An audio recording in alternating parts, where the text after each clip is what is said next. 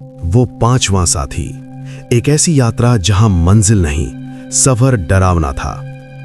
नमस्कार दोस्तों, आप सभी का स्वागत है हमारे चैनल डार्क वाइब्स विद राज में, जहां हम आपके लिए लाते हैं ऐसी खौफनाक कहानियां जो आपकी रूह तक कपकपा देती हैं।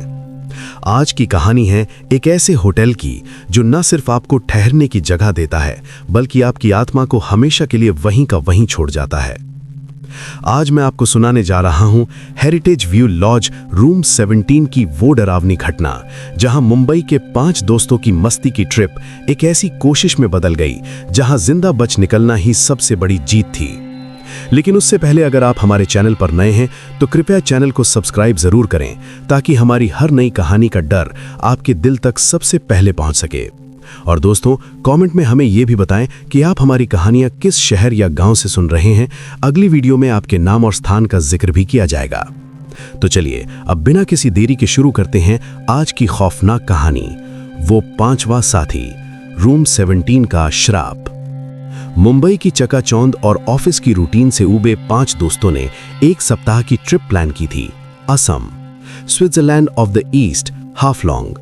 एरियन, करण, जोया, रोहन और प्रिया, 5 कॉलेज के दोस्त, अब अलग अलग प्रोफेशन में, पर दोस्ती जस की तस। लेकिन योजना उल्टे पांव खड़ी हुई जब गुवाहाटी पहुंचते पहुंचते देर रात के 10 बज चुके थे। हाफलोंग के लिए कोई और फ्लाइट नहीं थी। बारिश हो रही थी भारी।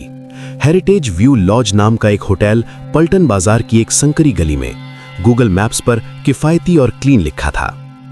चलो यहीं ठहर जाते हैं, सुबह पहली फ्लाइट से निकलेंगे, एरियन ने कहा, सबसे समझदार। होटल एक पुरानी 2 मंजिला इमारत थी, शायद ब्रिटिश जमाने की। सीढ़ियां लकड़ी की, चरमराती हुई। रिसेप्शन पर एक बूढ़ा मैनेजर था जिसका नाम प्लेट पर मृणाल दास लिखा था। उसकी आंखें बहुत गहरी, मुस्कुराहट बहुत स्थिर थी। रूम नंबर 17 फर्स्ट फ्लोर पर है। बड़ा कमरा है, 5 बेड का। उसने चाबी थमाई। कमरा वाकई बड़ा था, पर उमस भरा। 5 पलंग एक दूसरे से सटे हुए। एक खिड़की थी जो बाहर एक अंधेरी सूनी गली का नजारा दिखा रही थी। यहां तो कॉकरोच भी घर कर लें, जोया ने नाक सिकोड़ी। पर थकान इतनी कि सबने लाइट बंद कर दी। बस रोहन, जो सबसे संवेदनशील था, उसने सुना हल्की सी आवाज, जैसे कोई गलियारे में घुंघरू बांधकर चल रहा हो। उसने ध्यान नहीं दिया। रात 2 बजे के करीब प्रिया की आंख खुली। उसे लगा जैसे कोई उसके बिस्तर के पास खड़ा सांस ले रहा है। उसने आंखें खोली। कमरा अंधेरा था, पर उसे एक आकृति दिखी, लंबी पतली, खिड़की के पास खड़ी। उसने चीख मारनी चाहिए, पर आवाज नहीं निकली। वो आकृति धीरे धीरे खिड़की की ओर बढ़ी और गायब हो गई। सुबह जब प्रिया ने यह बात बताई तो सब हंसे। तूने सपना देखा होगा, करण ने कहा। पर नाश्ते के समय सबने एक अजीब बात नोटिस की। कमरे में 5 बेड थे, पर एक बेड का चादर तकिया बिल्कुल अस्त व्यस्त था, जैसे कोई उस पर सोया हो। और उस बेड के बगल वाली मेज पर एक खाली चाय का कप था जिसमें से भाप उठ रही थी। हमने तो चाय नहीं मंगाई थी, जोया ने पूछा। उन्होंने मैनेजर से पूछा। मृणाल दास ने वही स्थिर मुस्कुराहट बनाए रखी। शायद सफाई वाले ने रख दिया, कोई बात नहीं। उस दिन हाफलोंग घूमने निकले, पर मूड ऑफ था। हाफलोंग झील खूबसूरत थी, पर सबके मन में एक खलिश थी। शाम को लौटे तो कमरे का माहौल और भारी लगा। रात को एरियन ने सुझाव दिया, चलो कुछ गेम खेलते हैं, ट्रूथ और डेयर। सब राजी हो गए। बारी बारी से सवाल आए। फिर करण की बारी आई। उसने डेयर चुना। प्रिया ने शरारत भरी नजर से कहा, जाओ नीचे रिसेप्शन पर जाकर मैनेजर से पूछो क्या ये होटल हॉन्टेड है। करण हंसता हुआ नीचे उतरा। 10 मिनट बाद लौटा तो उसका चेहरा सफेद था। उसने क्या कहा? जोया ने उत्सुकता से पूछा। वो बोला, आप 5 लोग आए थे ना, मैंने तो 5 बेड तैयार करवाए थे, पर जब आप लोग चेक इन कर रहे थे मैंने गलियारे की खिड़की से देखा था 6 शख्स ऊपर जाते हुए। कमरा सन्न रह गया। तीसरी रात आतंक ने अपना असली रूप दिखाना शुरू किया। रोहन रात में उठा पानी पीने के लिए। जैसे ही वो बाथरूम की ओर बढ़ा, उसे लगा कोई उसके पीछे पीछे चल रहा है। उसने पलट कर देखा, कुछ नहीं, पर बाथरूम के शीशे पर धुंधलाका सा एक चेहरा उभर रहा था। उसका अपना चेहरा नहीं, एक औरत का, जिसकी आंखों में गहरा दर्द था। वो चिल्लाया। सबकी नींद खुल गई। लाइट जलाई तो शीशे पर कुछ नहीं था, पर शीशे पर हल्के हल्के अक्षर थे, जैसे कोई उंगली से लिख के आ हो, मुझे छोड़कर मत जाओ। सब डरे हुए थे। एरियन ने कहा, कल सुबह ही हम यहाँ से निकलते हैं, कोई और होटल ढूंढते हैं। उस रात कोई सो नहीं पाया, सब जागते रहे। तभी करीब 3 बजे कमरे का टीवी अपने आप चालू हो गया। स्क्रीन पर स्नो थी और एक धुंधली सी तस्वीर, उनका अपना कमरा उन्हीं को सोते हुए दिखा रही थी। पर तस्वीर में 6 लोग थे। छठा व्यक्ति एक औरत थी जो खिड़की के पास खड़ी थी और टीवी की ओर देखकर मुस्कुरा रही थी। जोया ने चीख मारी, टीवी बंद हो गया। बस अब नहीं, एरियन ने कहा, हम अभी नीचे जाते हैं, चेकआउट करते हैं। सबने सामान बांधा। नीचे उतरे तो रिसेप्शन पर मृणाल दास मौजूद था, जैसे उनकी प्रतीक्षा में। हमें अभी चेकआउट करना है, एरियन ने कहा। मैनेजर ने उस स्थिर मुस्कुराहट के साथ कहा, रात के 3 बजे? बाहर तो भारी बारिश हो रही है, कोई कैब नहीं मिलेगी, सुबह तक रुक जाओ। उन्होंने खिड़की से देखा, सचमुच मूसलाधार बारिश थी। मजबूरन वापस कमरे में लौटे। वापस कमरे में प्रिया ने एक पुरानी डायरी ढूंढ निकाली जो बेड के नीचे फंसी थी, शायद किसी पिछले मेहमान की। उसने पन्ने पलटे। डायरी एक लड़की की थी, नाम था नीलिमा। पन्नों में लिखा था, 3 मार्च 1972। आज हम 5 दोस्त यहां घूमने आए हैं। मैं, रजत, सुमित, अनीता और विवेक इस होटल में ठहरे हैं। कमरा नंबर 17। यहां एक अजीब सी खामोशी है। 4 मार्च 1972 रात को मैंने आवाजें सुनी। सुमित कहता है, मैं कल्पना कर रही हूं, पर मैं जानती हूं यहां कोई और है हमारे साथ। 5 मार्च 1972 आज रजत गायब हो गया। हमने सब खोजा पर वो नहीं मिला। मैनेजर कहता है शायद शहर घूमने चला गया, पर मुझे पता है वो यहीं है, कहीं इसी होटल में। आखिरी एंट्री थी बहुत घबराई हुई लिखावट में, 6 मार्च 1972। वो हम सबको ले जाएगा। हमने गलती कर दी इस कमरे में आकर। आज रात वो आ रहा है। मैं डायरी यहां छुपा रही हूं। अगर कोई पढ़ रहा है तो भाग जाओ, यहां से भाग जाओ। वो 5वां साथी नहीं, वो। यहां लिखावट खत्म। 1972? रोहन ने कहा, यानी 50 साल पहले? तभी कमरे का तापमान एकदम गिर गया। सांसों से भाप निकलने लगी और फिर एक आवाज सुनाई दी, रोती हुई, कराहती हुई औरत की आवाज दीवारों से आ रही थी। तुम सब यहां फंस जाओगे जैसे हम फंसे। लाइट झपकी और जल उठी। अब कमरे में वे 5 ही नहीं थे। खिड़की के पास वो औरत खड़ी थी, नीलिमा। उसकी आंखों से खून की धार बह रही थी। भागो, एरियन चिल्लाया। सब दरवाजे की ओर भागे, पर दरवाजा बंद था, जैसे कोई बाहर से पकड़े हुए हो।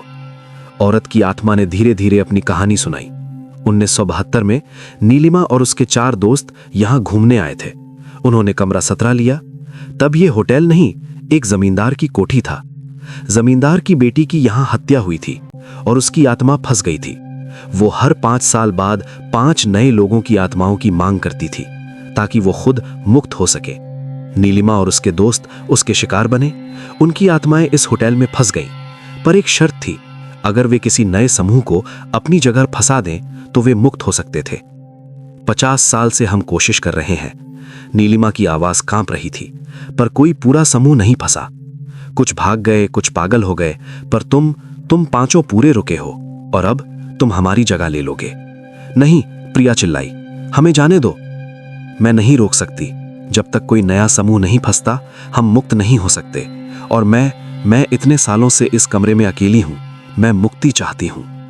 तभी कमरे की दीवारों से और आत्माएं उभरने लगीं। रजत, सुमित, अनीता, विवेक। 50 साल पुराने कपड़े, खाली आंखें। तुम में से एक को यहां रहना होगा, नीलिमा ने कहा।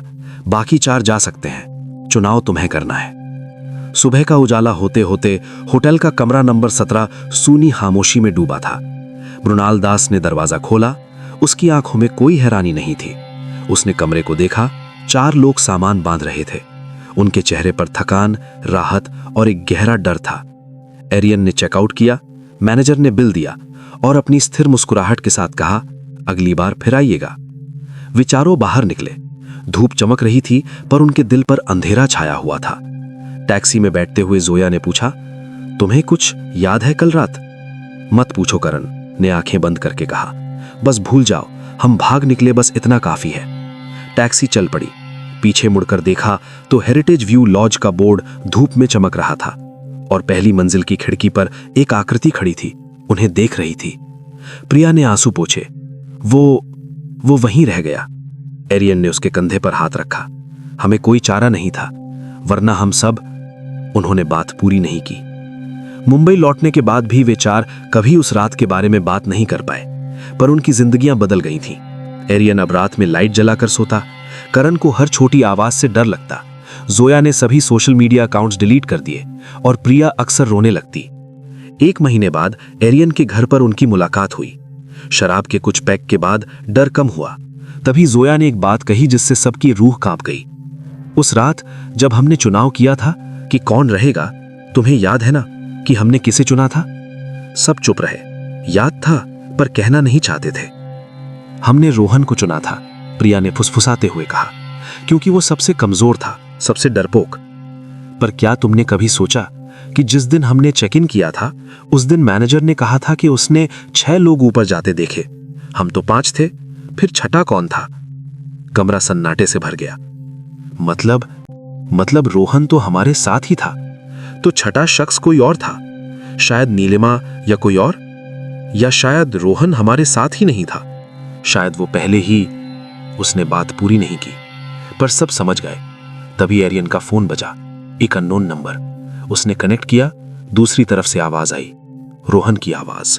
तुम लोग मुझे यहां अकेला छोड़ गए, पर कोई बात नहीं, अब मैं अकेला नहीं हूं।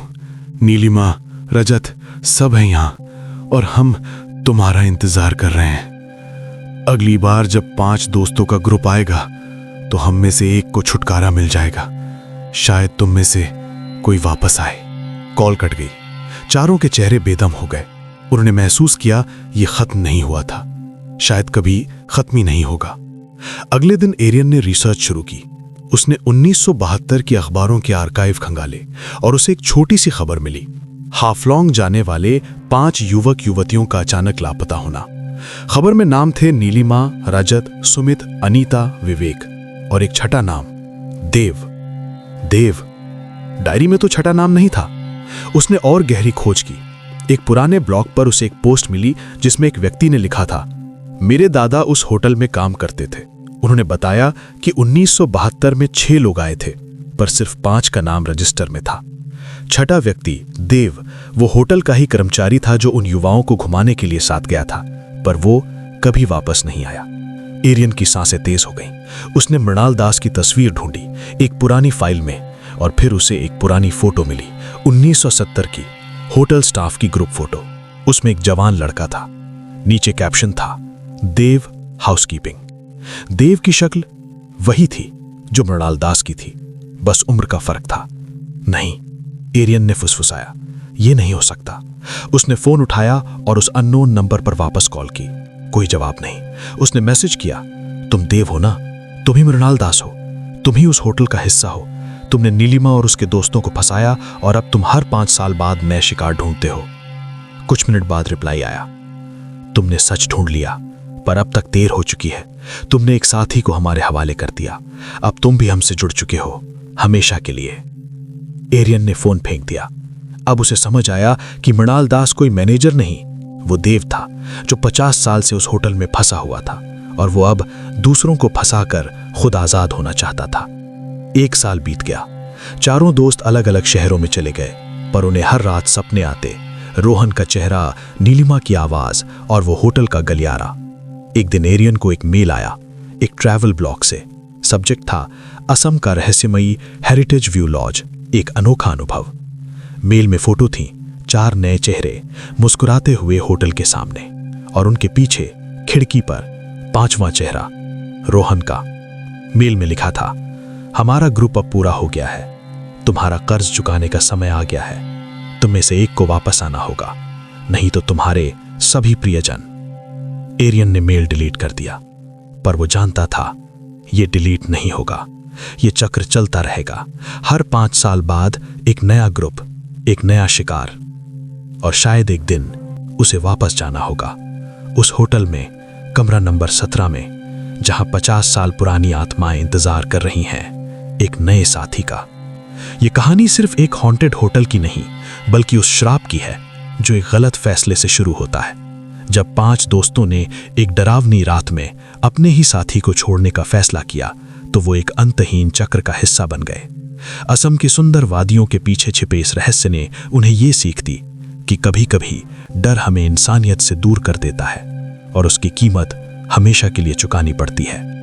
वो होटल आज भी गुवाहाटी की उस गली में मौजूद है और कहते हैं कि अगर आप रात में उसके पास से गुजरें तो खिड़की से झांकते हुए कई चेहरे दिखाई देते हैं जो बस एक नए मेहमान का इंतजार कर रहे होते हैं, शायद आपका। तो दोस्तों, आज की ये कहानी वो 5वां साथी यहीं खत्म होती है।